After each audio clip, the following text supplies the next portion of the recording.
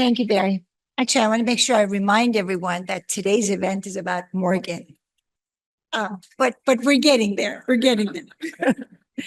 So first of all, I want to thank USC very much for organizing this event, and our chair, Barry Sanders, of course, to the State Department for their eagerness to promote hardworking Foreign Service officers, to Congresswoman Harman, a mentor and a dear friend, for sharing her vast experiences, and to Assistant Secretary Rena Bitter for her participation.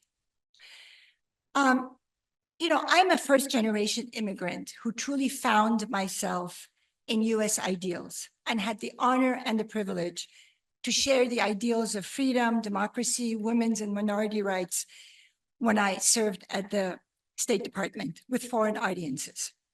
And I can't tell you how honored I am to be associated with this prize.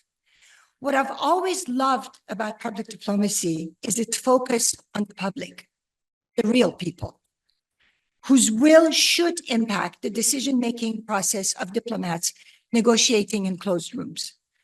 My sincere hope is that in the very near future, we will have public diplomacy will have a seat at our National Security Council, providing input on every major global decision. Today, however, most often there's one individual, a State Department Foreign Service officer or civil servant, whose job it is to build bridges with foreign audiences with limited staff, limited time, and very, very limited resources.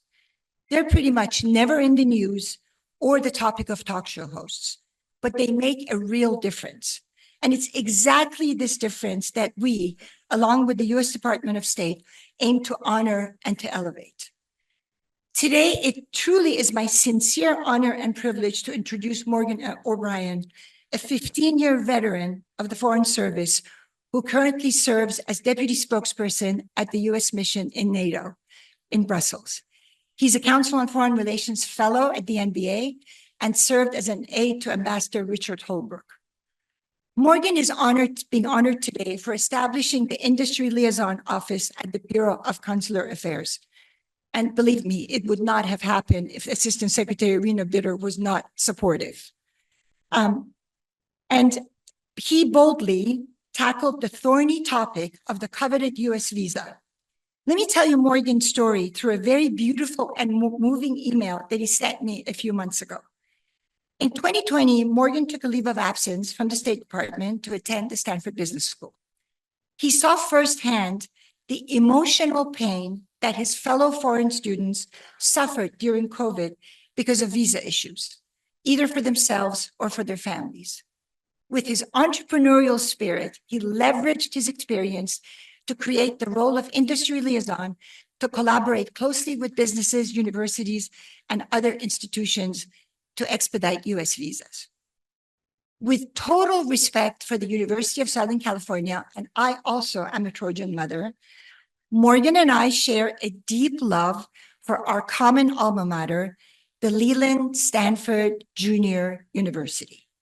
I remember eagerly standing in a long 5-hour line almost half a century ago. I just gave away my age, by the way. In Tehran, Iran, to receive my student visa, only to be told by the consular section minders that I don't qualify since my acceptance is merely from a junior college. So thank you to Morgan and Consular Affairs for further simplifying the process. Ladies and gentlemen, Morgan O'Brien.